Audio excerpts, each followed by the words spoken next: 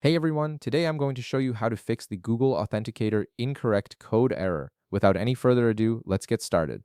First, open your Google Authenticator app and log into your account. This is where you'll see all your two-factor authentication codes for various services. Now here's the important part. The reason you're getting incorrect codes from Google Authenticator is almost always due to incorrect time settings on your mobile device. Even if your phone's time looks correct to you, if it's off by just a few seconds, it can cause authentication codes to be out of sync.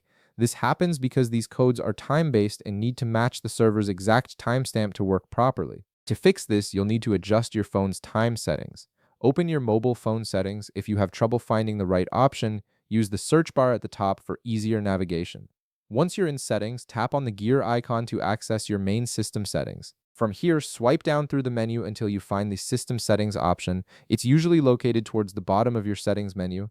Tap on it to open the system configuration. Within the system settings, locate and tap on date and time. This is where you'll find all the controls for how your phone handles time synchronization. Now, this is the crucial step. Under the date and time settings, you need to enable the automatic date and time toggle button. Make sure this switch is turned on. What this does is synchronize your phone's clock with the world clock using your IP address and network connection.